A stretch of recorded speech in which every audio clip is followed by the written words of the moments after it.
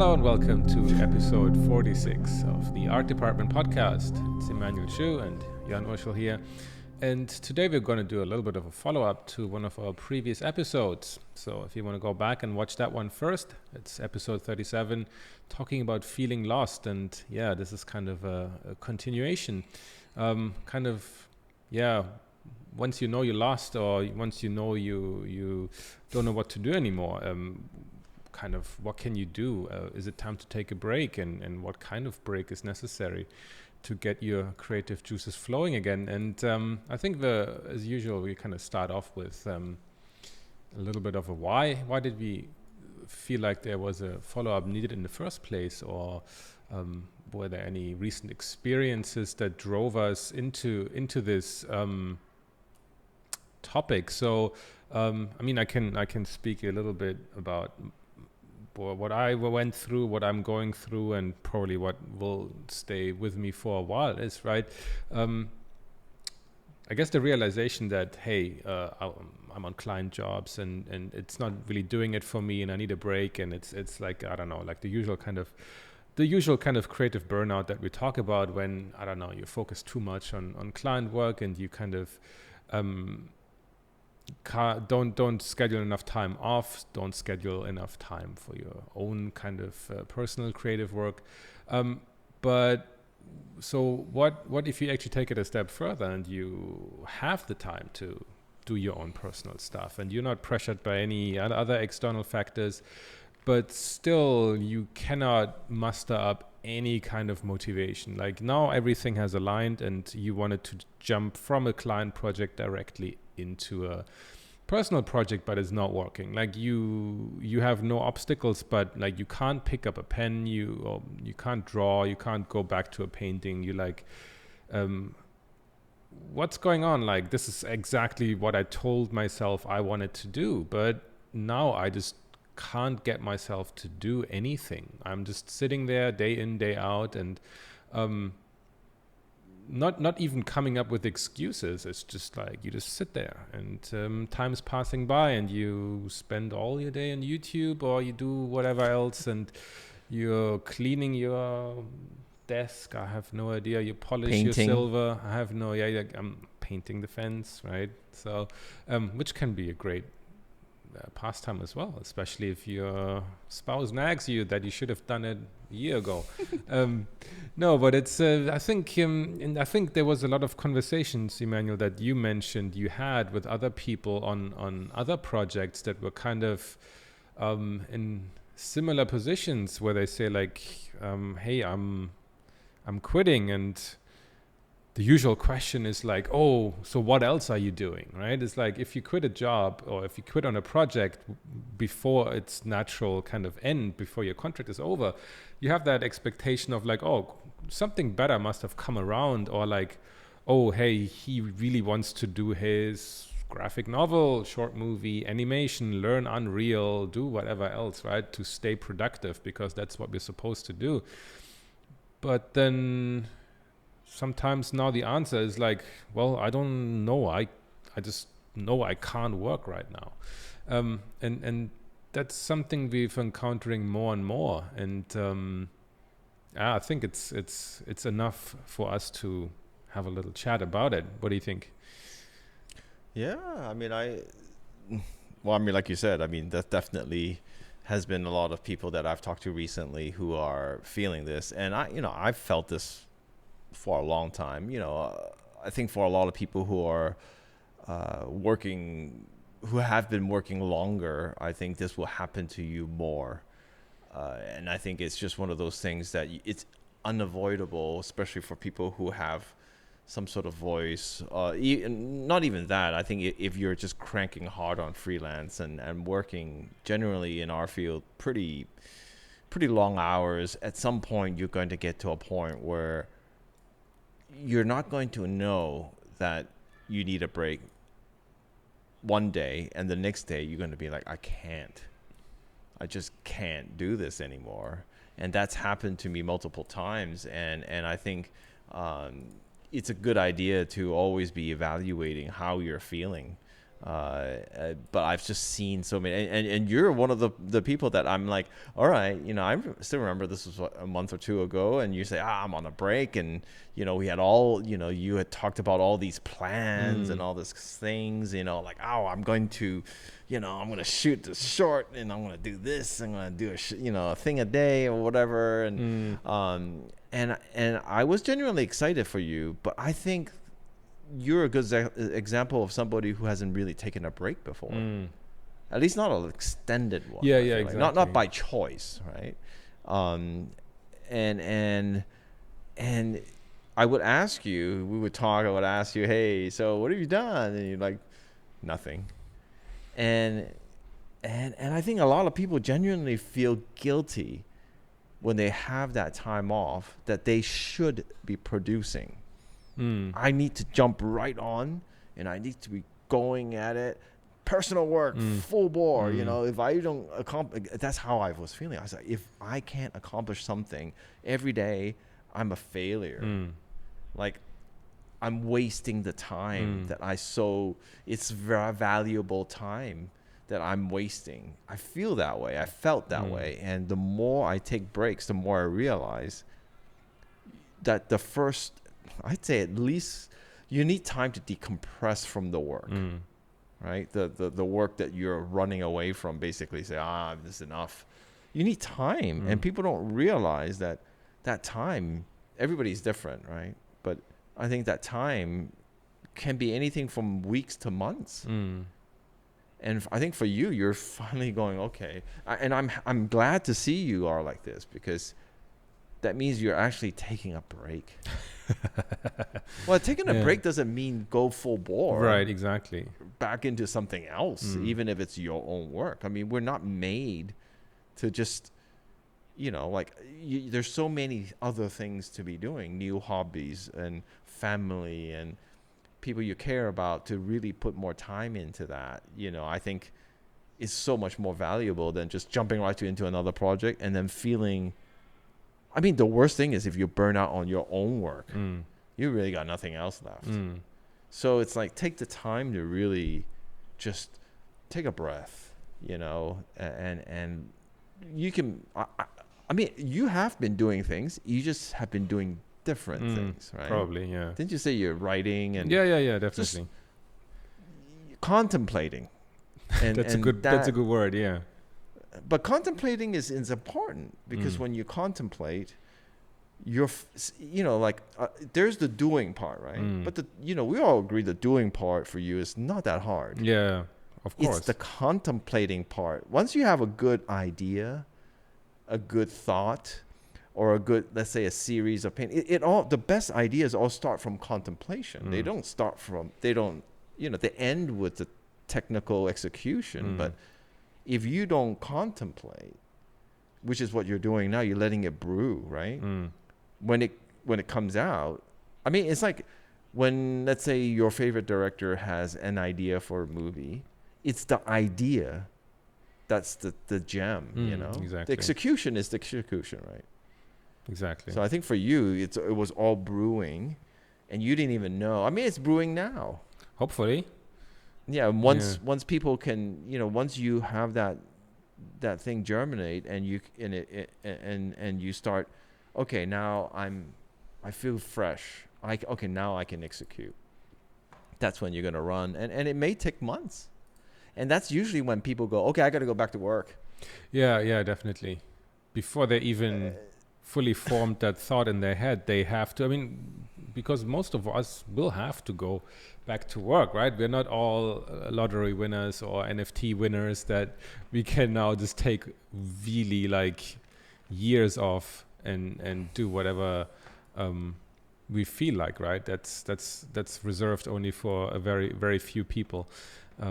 But yeah, there's a lot of things that go through your mind, and I think for most people, because we're in that 5 days on, 2 days off kind of rhythm, the 2 days don't really allow for any kind of, what you call it, contemplation, reflection, or anything. Before you actually are able to catch that thought, you have to go back to work, and then once you do that again for 5 days, you lost any kind of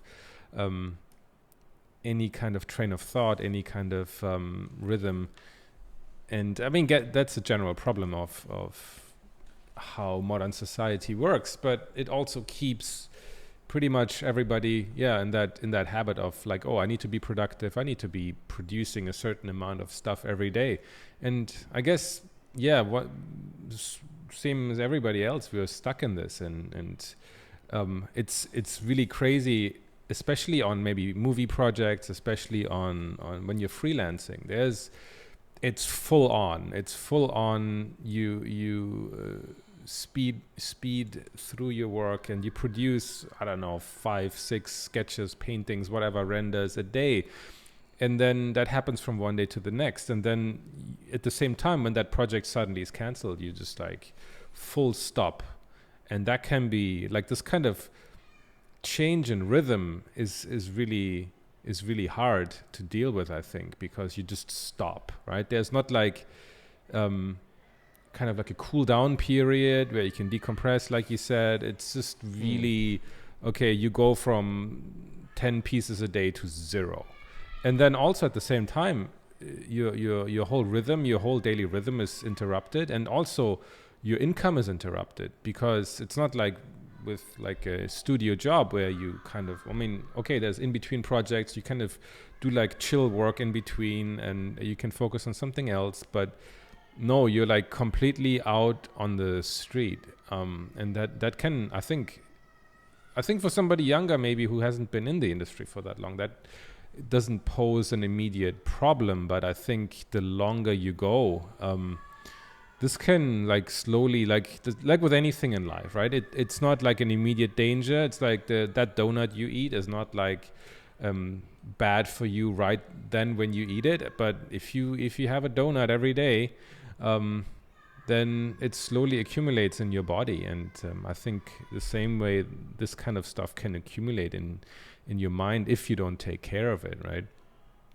Yeah, I mean, I agree, and I was writing down the notes, but you say 5 days on, 2 days off.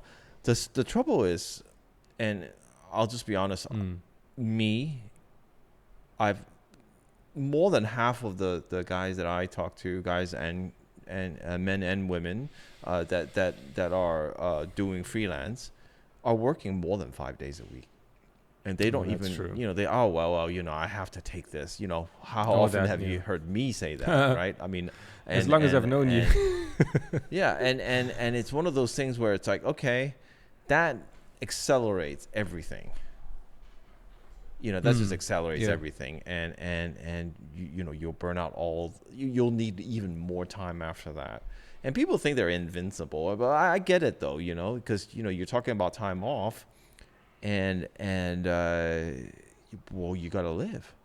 You got a family to take care of. You have all these responsibilities. So I think a sabbatical is super important, and I think it's something that can be planned and should be planned. And I know it's difficult because man, I'm one of those like, oh my God, I gotta take that film. Oh my God, I gotta take that. I can't say no. And I'm learning now to say no, because my sanity, is what's the most important. And I've noticed, sort of, part of putting this episode together was to think about, signs, that you may be needing a break. I think a lot of people don't realize when they're going, when they're these signs are happening. A lot of time their spouse or people who are close will say, hey, maybe you should take a break. Yeah, definitely. Has your wife ever told you that? Like, hey, nonstop. Usually where she's the one who kind of gets me to take a break, right? I mean, it's very difficult though, right? I mean, a lot of times I feel like other people who have maybe jobs that look less cool or less desirable or whatever than ours, because I don't know, when we tell people what we do, it's like they're like, oh wow, you get paid for that, amazing. And then they themselves just like, they're on the phone, their main application is Microsoft Word or whatever. It's not like as engaging and as creative as our job looks to be. but maybe they also have an easier time to switch off and kind of get away from work, and they're like, okay, I'm leaving the office and that's it, right? Whereas I think for a lot of us, we're running into the danger of making the work and making our jobs kind of define everything, define our person, our character, like the person we are, which I think which can be great for some people maybe, but for others that can pose a lot of problems, I think, when like, yeah, work is everything. You are the work. And once that work is not there anymore, you just don't have anything left. You feel empty and you don't know what to do anymore. But yeah, talking about the signs, yeah, I mean, there's, I think, yeah. What did something cause you? Like, what happens to you when you feel like, hey, oh my God, I need to take a break. I'm doing X, or these are some of the signs. For I you, mean, what are I'm trying to pay more and more attention to those. And as we collect some thoughts on this episode, I mean, I try to think about what happens to me when I know like things are getting off the rails here. But I mean, often it's like it's as simple as like you get up in the morning, or even before that you go to bed at night, and you're like, what will tomorrow be like? And it's like, of course it's going to be similar to yesterday, because I have to still like start work, then have a call with a art director, and then hand in my work at the end of the day. But I mean, if that really doesn't excite you anymore, if that feels like more of a chore more than anything, that's a surefire sign that this job is not really all that happens. And I can feel that moment to set in earlier and earlier. The more I'm getting like burned out, the closer it gets to me needing a break. I can feel the onset of that quite quickly, right? I mean, like I always say, like the best time is when you get the offer to work on something. But then once you signed all the contracts, and once it's actually Christmas, like you get all your presents in form of the client brief, and you're like, it's the same thing again. It's not what I really wanted to do for this project. And I'm like, it's a sweater. Yay, like, but the present is a sweater. Exactly, right? You new socks. Like, oh great. Man, I already want some toys. And most likely they're the same ones you got last year. So it's like same camera angle, same thing, just exchange the robot, and you got the same shit, right? So I mean, on a very harsh, cynical level, that's what it is, and which maybe gets me to the next point. That I mean, once I get actually very jaded, very like, it's like, oh, Transformers 8. I'm like, Jesus Christ. I mean, other people would probably kill to work on that project, and I'm just like, no thanks, right? A funny thing happens also that. So my wife obviously notices when I'm getting, when I'm getting very easily stressed, when I not that fun to be around, when I pull a long face at the dinner table, I don't know. Then she usually is like, "So what's going on here, right?" And usually out of that conversation comes out like that.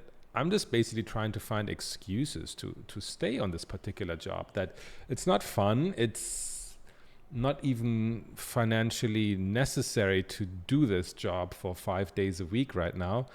And usually the very simple question at the end, so why are you not taking a break? And then the excuses start coming. It's like, yeah, but I need to stay on this because I don't know, I need to build relationships. I need to make sure that I get the next job from this guy. Like, oh, this is really famous dude. And well, like, let's break that down. Build relationships is one, right? So, let's go one point at a time, because I actually think you're touching on a lot of good stuff here.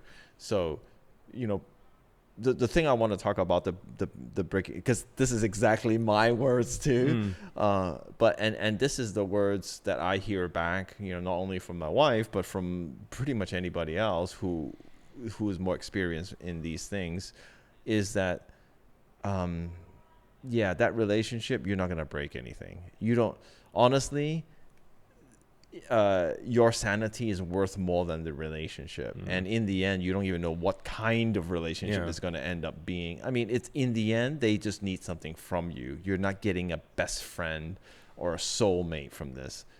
it's a working relationship, and you'll have another one, and you'll have another one. It's not going to go away. So, if that's the first excuse, which I use all the time to my wife, because when she listens to this, she's just gonna laugh, because that's what I say. Oh, I think that's a good person to build a relationship with.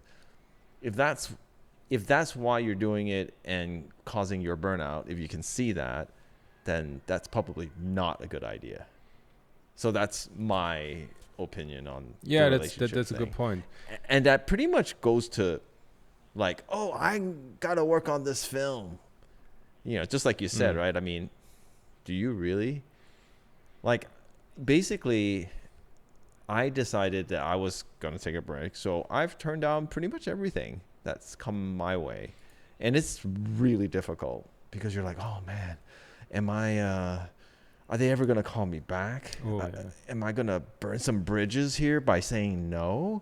Am I like, so, for me as well, the money thing is not as important, because I have taken steps to sort of, I've taken steps to slim down on my spending, and things like that. So, and I've saved up enough that I said, okay, I can take time off. And my wife's like, well, you've saved up. Why aren't you? Yeah, exactly. That's a good point. Oh, but Just a little bit more. Just a little bit more. Yeah, well, because then you think, well, I don't want to burn any bridges, with the things I'm on now, and then you're thinking, okay, this is still pretty good. Okay, a step at a time. So for me, I'm moving in a direction of less just hardcore break, but slowly cutting things out, so that I can have some time by myself. But like you said, that there'll always be another film. This is what I remember from somebody who told me. I don't remember who it was. I think a lot of people, but they always think there's going to be another film. There's going to be another game. There's going to be another book cover. There's going to be another whatever that may be. So you have to stop telling yourself that this is the end. Yeah, the opportunity of your lifetime. Yeah, the opportunity. I mean, yes, of course, there are some things that you might really want to work on, a certain project, and it comes and you're like, yeah, but if you're burned out, I mean, what can you give them anyway? That's a good point. So maybe you do take that job, but you take it at a very, very lower pace. It could be possible. 2 days a week. Because I remember you were in that situation. Right? Yeah. I mean, these lies we tell ourselves, like, but I can understand it. I think it's a lot of people's opinion, and a lot of people get this kind of information drilled into their heads in as early as school, and I certainly got it from school, that you got to be available all the time. You got to give it your 200%. You got to be working weekends and long hours, and if everybody tells you that, then you kind of take it as the default mode of operation. Like studios doing doing crunch, and then that's also part of it, and that kind of people just overloading themselves in freelance and taking on jobs on weekends, and so you basically working 7 days a week just to maximize your productivity, and you show that you are committed, and like that idea that you think it's cool to like take on weekend jobs when you have already 5 days a week full with other projects, to show how just how much you want to support that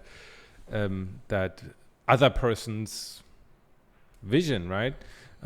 It's very destructive in the long run. I think, it's fine. Sometimes it's the only way how you can contribute, and there's going to be certain times in your life when you will need to make those decisions, and you will have to say yes. But I think you just need to be careful that this doesn't become the default, that this is the way you will always operate, because it is not sustainable, right? And then the relationship thing, like the burning bridges. Yeah, I mean, honestly, if you think you're building a relationship, and the other person, that art director, that producer, that production designer, director, he does not notice that you're getting burned out and that you're delivering subpar performance, and they don't call you out on it, then honestly, that's not a relationship you want to invest any time and energy into it, because they just want you for your time, for your energy, and they're not willing to give anything in return. And that's a very one-sided energy, and there's really no point. Like, why would you give them all your time, all your energy for nothing in return? That's really no point. I also can say that there are production designers and art directors out there who do get of course they will. And the thing is, I think you can be honest at the onset of a project about, I mean, you kind of have to be honest with yourself and with the person hiring you, what you can give them. Because there are projects that are like, okay, I have enough energy for this. I know I can't give you a full week every week, because I'm at the point where I need some personal space to have, otherwise I can't give you anything. And you have to communicate that. I think, a lot of people just go, well, suck it up, and just do whatever. Don't do that. Try to communicate and say, hey, I'm going through this. I'm really burned out, but I really love the project, and I think I could really be excited if I was working 2 days a week. And offer it and see what happens. And if it's like you said, if somebody doesn't understand or takes offense to that, these aren't people you want to work with. And I get that, coming from this position right now, we're coming from a position of experience, right? If we don't work with this person, we'll work with another person, because we've been in the industry for a amount of time that we can. But, I think that being run ragged and doing things that, you're not ready to do, in terms of like you need time and you need a break, no matter who you are, at what point of your career. If you need it, you need it. And to really put some importance in that. And if that means that you gotta go somewhere, live somewhere cheap to get that break, because that break, what is the best benefit of what that a break can give you is, enhance mental health and your well-being, right? So when you're feeling well, you feel well. You're physically good, mentally good, okay? So that's a big part. But also, if you ever want to make better art and get hired for bigger jobs, guess what? That's the time you're going to improve. That's the time you're going to come out with new, whoever you are, whatever you do. So that's really valuable. In a sense, you have to have this. And I remember one, I listened to Vitaly a long time ago, and I know he's prolific, and but he one thing that did resonate with me is like, hey, every year I take like 3 months off. I do that, and I shut my door, and that's it. And I'm like, okay. I mean, I can't do that because I just can't say no. But now I'm seeing the value of it. But for some people, it may be very difficult, and I'm not saying you have to change overnight, right? I'm just saying be aware, and we're just trying to give you some of our experiences for you to watch out for, and how to best take a break to succeed. Like, I know a lot of people is going to take a break and go, oh, I'm not doing anything. And I'm the one going to be, that was thinking to myself, oh my God, I'm wasting my time. And oh my God, I haven't done anything this week. What am I doing? I'm playing games. And my wife's like, just chill out. Just play that game. Because you don't realize that by playing that game, you're actually relaxing. And when you're relaxing, you're contemplating. You just don't realize that thing. When you go out for a run, or you're going out to ride your bike, or you're doing something, you don't realize that by being present, you're recharging your brain, which is in turn going to give you a lot of new ideas. It's going to give you a lot of your passion for things are going to come back. So, Yeah, I think it's the definition of a break can also be very like when people think about like if I want to go on a long break, I need to justify to somebody why I'm taking that break, and I still need to be doing something while I'm on a break, right? Like it's unheard of that you just take 3-4 months off and I don't know, travel around the world. Maybe not in this state of the world, but it used to be. But then I think then if you say that, then I think there's a lot of built-in fear of people. And I've gotten emails to that topic where people ask like, oh, so like for my future employer, like if I have like big gaps of like 6 months on my portfolio, like will that mean that there's going to be a lot of uncomfortable questions and they're not going to hire me? So there's, I think, a certain stigma to long breaks, and I don't know, it's like, oh, this is for hippies, I don't know, that drive around on motorcycles through Africa or whatever. I have no idea, right? Like, but if you just say like, hey, I took time off because I needed to, and I think then there's another stigma of like, oh, so he's like mentally unstable or whatever, right? In the corporate world, it's quite tricky. Maybe in freelance less so, but I think it can be tough to make that decision and then to justify it not only in front of future employers, but also in terms of yourself, right? You're like, okay, so what have I done in the last 6 months? What do I have to show for it? And that can be an issue, right? But I think if that thinking kind of is in your brain right from the beginning of your break, when you're like, okay, Friday I finished up my project, on Saturday, Sunday, I'm just going to go heavy drinking to party and celebrate. And then Monday, I'm going to hit the ground running with all my personal projects, right?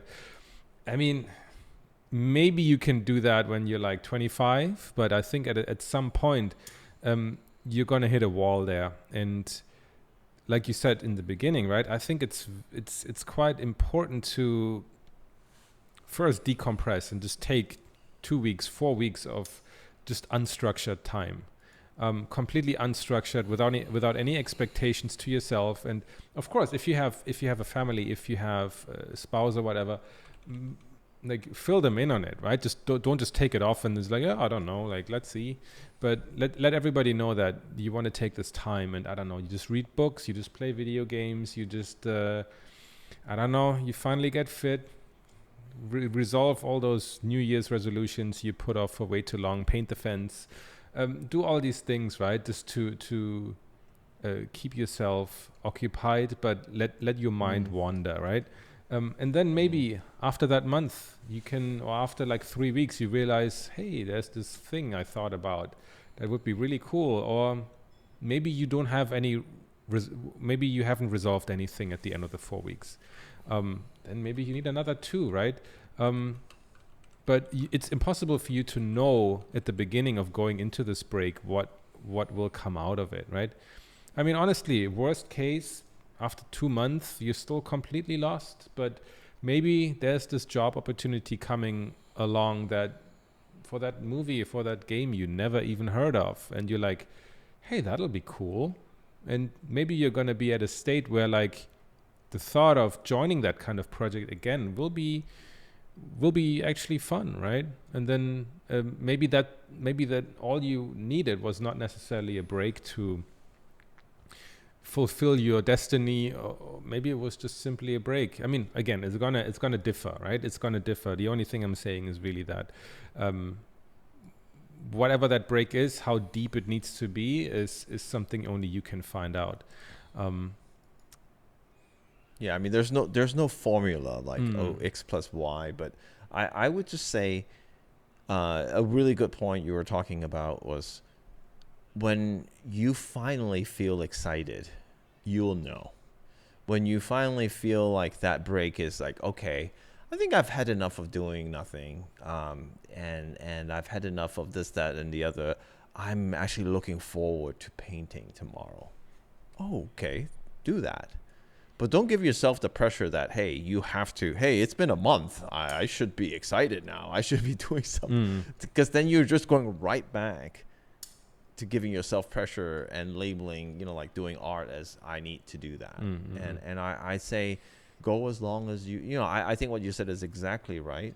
And don't, a lot of us are workaholics, to be honest with you. And I think that I'm definitely one of them. And I think that if you just go in your comfort zone, oh, hey, I'm getting busy right now, but you're just going back to being a workaholic. You're just doing it for yourself. That's all. And you're still going to feel tired and burned. So I personally think go out of your comfort zone. That's one of the things that I feel like really can do something. If you are used to painting and just having to keep busy, go out to a cafe and write.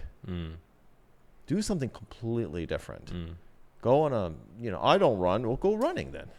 Try something different and see what comes up. See what happens. I mean, and start small. But if, the more you do, the more you'll find out, hey, I actually really like that. And it's a little bit of me time. Like for me personally, here's what I found for myself is I got a hand cycle, and now, I go like 4 or 5 times a week. And I go to the, I do like 10, 15 miles, and I go by the water, and, I don't think of my projects or work or anything. It's just about enjoying being out and looking at the ocean. But every time I come back, something sparks, and then I write it down. It's because when you're in a good place, good things will happen. But when you're stuck in front of the computer and you're hating your job or you're burned out, burning out is pretty much you're super irritable. You're, you're angry about everything. And how is that going to be a creative environment for you? So really. I personally, I think add in some really good habits. I mean, I'm just sharing what has been happening with me like right now. I mean, I think some of these things are and it depends on the level of severity of sort of the burnout, right? I mean, the harder or the longer the burnout, the longer time you'll need. I feel like you have to take some drastic measures. It's like the person who's like really unhealthy or really overweight and wants to lose the weight. I mean, you're gonna have to take a little bit more drastic measures. Exactly right. To counteract that. And it's gonna cause like what do you call it? Like when you stop smoking, what do you call it in English? Withdrawal. Yeah, withdrawal symptoms. You're gonna have that. Definitely, just in a creative way, right? If you make a drastic change, there's gonna be some uncomfortable times ahead, right? I mean, for me, it was. Again, I think I'm very good at like managing projects and tasks and managing tasks and keeping everything organized and meeting deadlines. Like I've never missed a deadline in my life. I think it's always like structure is great for me. But now the difficulty for me is like with taking a break. Like there's no structure. Like so, what do I do now? Like. I still have stuff I want. Love your structure. Yeah, I'm German, hey. So once you take that away, like I don't have any, like there's that thing about like, I don't know, I could build a tutorial, that's fine because I know the workflow, I know the deadline, I can get it together, right? I'll do that, I'll upload it and blah, blah, blah. That's good.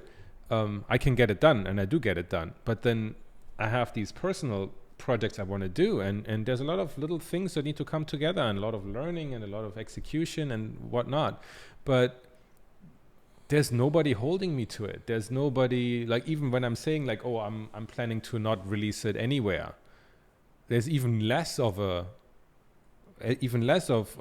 deadline. So I'm like, how do I deal creatively and personally with no deadlines, no pressures, no motivation, no pressures, no structure. How do I deal with that? And I mean, I don't know. I mean, it's a challenge. I need to see like how do I deal with it? How do I make sure that I don't know, like within this environment, I'm still able to function and produce something that just needs to take its time, right? It's like okay, it will be done when it's done. It just needs that time to ferment and I don't know, whatever, marinate. Yeah, this is funny because that's exactly kind of what my point of going outside of the comfort zone, because you are a structure-oriented person that maybe there is no structure, and you have to kind of compromise and be okay with that. Exactly. And kind of maybe open your eyes, because I also see a lot of people, who have no structure, who may need some structure. It just depends on what's out of your, trying something different, because everything you've done that's the same hasn't worked. That's gotten you here. Yeah, so exactly. try something Right? different, Yeah. right? I mean, why not? But I think a lot of people would say, well, I'm on my break now. Where are the ideas? I have no ideas. And then they stress themselves out. Exactly. Well, right? I'm on my break. I got to make use of this time. I have no ideas now. What am I going to do? That's when you do some of these things that, go out, be in the present, go meditate, learn certain things, cook, whatever, something different. And I guarantee you'll be surprised. That's when the ideas come, is not when you're sitting in front of the computer sketching like your 50th sketch that looks like crap because you're just not in the mode. It's got nothing to do with the computer and everything to do with you and your well-being. And I think if you concentrate on that, I guarantee you the ideas, everything will come. I'm not talking about, of course, learning a skill, right? Like learning, I'm going to learn how to airbrush. Okay, well, yeah, then you kind of have to sit there and learn how to do that. And that could be therapeutic. So for me, one of the other things that I do now, I remember I took sort of a sabbatical, maybe 3-4 years, my first one. And that's when I created all this personal work that has been sort of my best work. I think, for most, I can't speak for other people. For me, I feel like it's my best work. And it all came from a class. And it was I just said, I put my foot down and I said, you know what? The way I can make me not take jobs and to focus on my own personal time, I'm going to take a class. I'm going to take more than one class so that I feel like I'm going back to school almost, and you can't take jobs. So I kind of made it, I kind of switch it into, but when you take a class, it's actually really quite fun and quite, you feel excited. That's great. And so I'm doing that again now. I've already paid for the class. I'm going to go take it.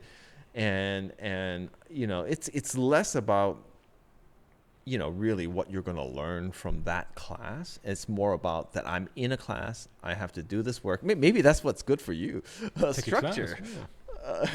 But taking a class for me is almost inspiring me to, hey, you have a license to actually do personal work now. And for me, it actually works. Now I can say, hey, I got to turn down this job because I have a class. I was thinking about doing the Unreal Fellowship, right? And so you have to block a month off. And I was like, oh my God, I felt myself getting anxiety. Like, oh my God, a month off, what if I have a job? And I thought to myself, wow, that actually is the perfect thing. Because I want to make my own short. And I was like, well, that's perfect because you really can't take another job. So classes might work. It's worked for me. No, that's a good and point, my best work has come from that. So, But do you take something, for example, that is something you just really want to do, or are you thinking in terms of like, oh, this is kind of like somewhat related to what I do anyway, and like, are you learning like Italian cooking? I don't know, like, or are you learning like so different painting techniques?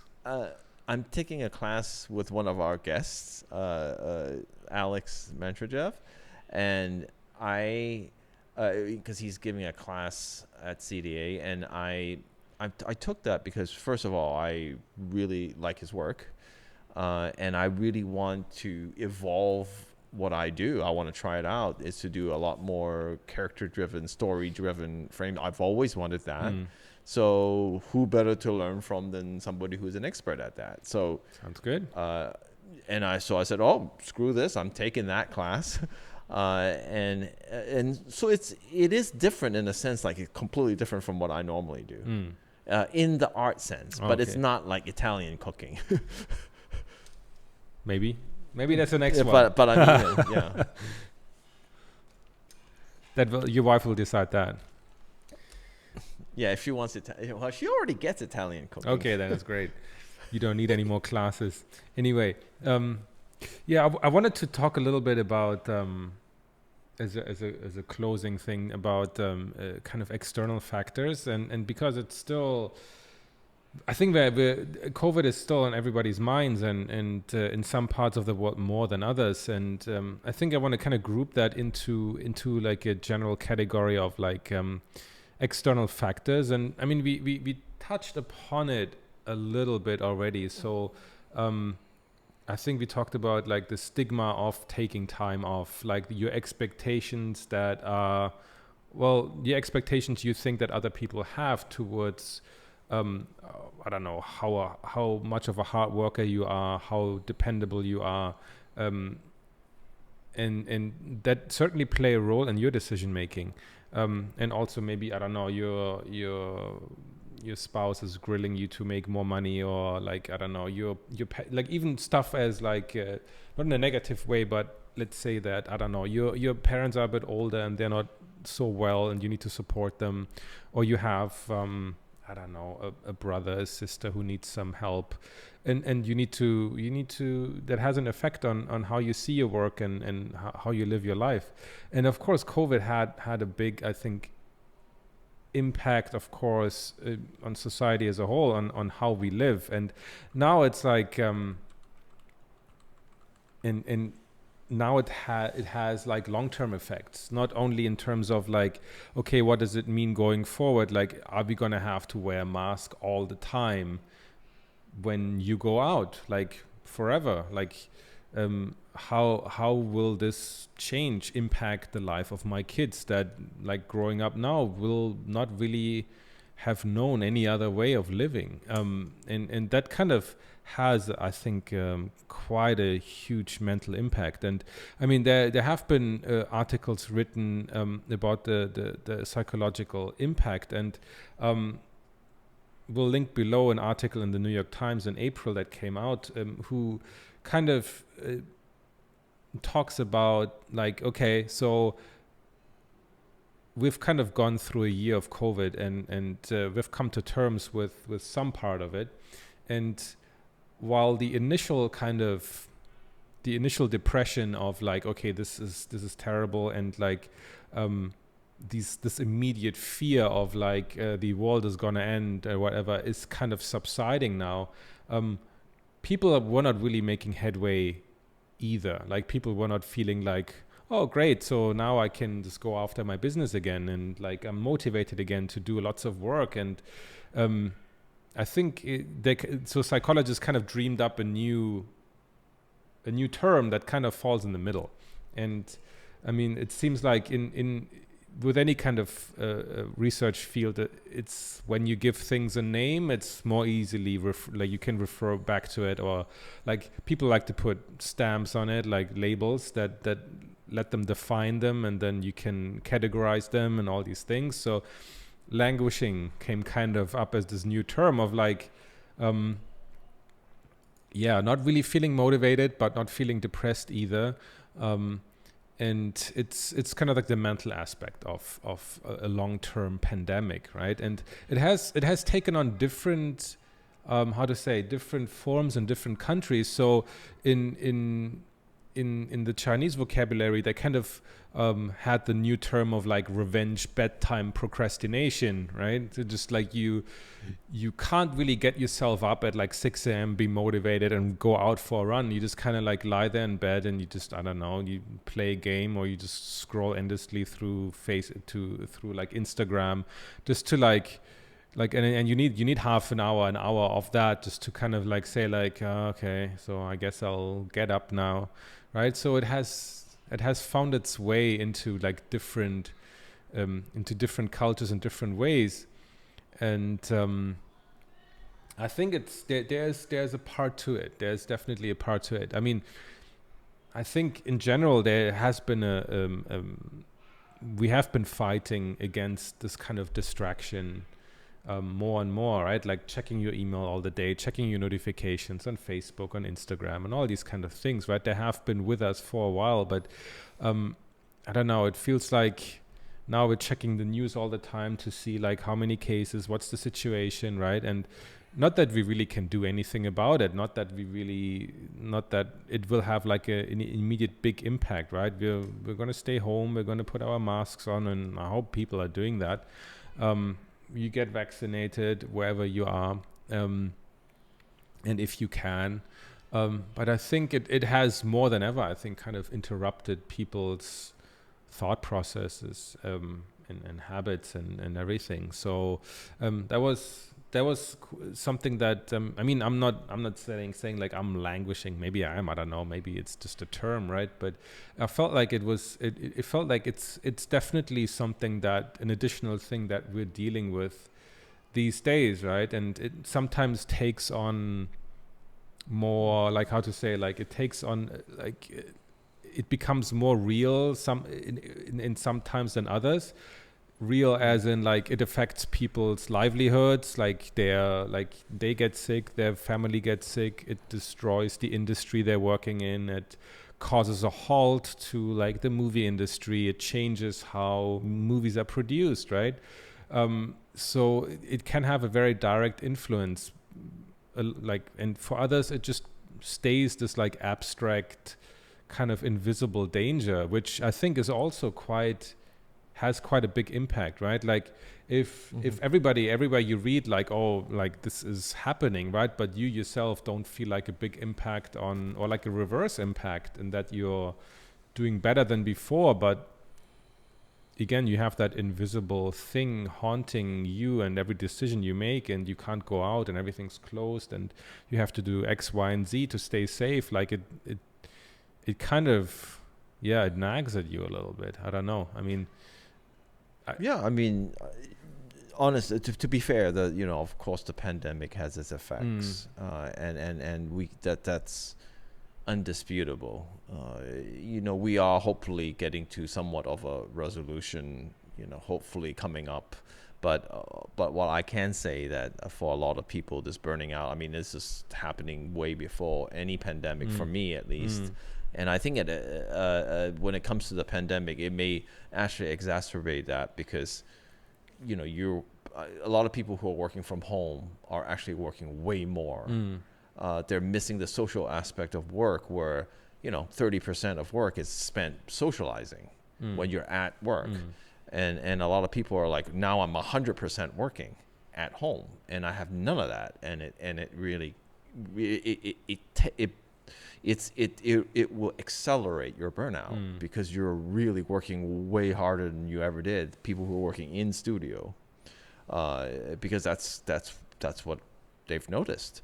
And I feel like that part of it, you have to be careful of what's happening. And I know I wanted to say that, I am going to, therapy for me, I think, is a really good way of sort of, if some things are not quite working out. I think actually everybody, if they're capable, should try that, because sometimes you really do need somebody to bounce ideas off of, especially how your mental health. And I don't know, if it was because of NFTs or what it was, that when I went through sort of like a really sort of a more depressed state, or it was just an accelerated sort of burnout stage. I don't know. So I'm going to find out. But, it can't hurt to talk to somebody about this. And I really think a lot of people have that tool as part of work, as mental health. I mean, in the States, it's actually free. If you're at a studio, a lot of times there are mental health services, and they don't make use of it. Most people I know don't make use of it, and I would say, if it's free, go for it. Can't hurt. Yeah. I mean, just listen to your gut. Like, if you think, hey, try something, feels right, try it again. If feels wrong, don't do it. Like listen to your gut. But for me, I think I'm going to try it because I don't want to go through what I went through a couple months ago. That wasn't fun. So so now anyway. So yeah, No, the that's pandemic. interesting. That's definitely. interesting to know. I think a lot of people would be afraid to either that other people know they go there, or that I think they're gonna be mostly afraid what they're gonna find out about themselves. I think that. Well, what I mean happens a lot.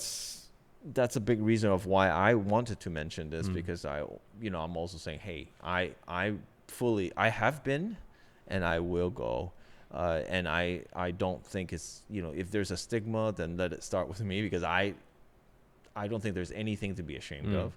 I think it's perfectly okay to get your mental health in a shape that it should be in, and if you need help doing it, great. If you don't need help, awesome. Also good. But I don't think it's anything that you should be ashamed of.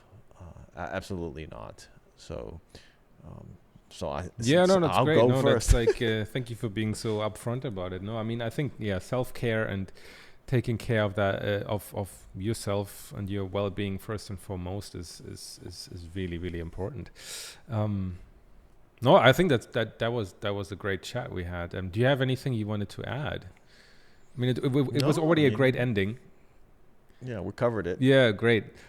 So I hope everybody is doing well during these times, and even if they go through a dark patch, I hope they have good people to talk to and talk it out, because I think there's no better way than doing that. Don't just brood on it yourself. If you feel like you need a bit of help, then like Emmanuel, don't be afraid to reach out to somebody who might be able to help you get through that. And I don't know, I hope maybe this episode helped you a little bit to determine whether or not you need to take a break. Maybe you don't need one, that's also good. Maybe you need a small one, maybe you need a big one, right? Whatever it is, please take care of yourself. And we wish you, hope you guys have a good week. And if you like this video, please like, comment, and subscribe. And if nothing else, we'll see you guys next week.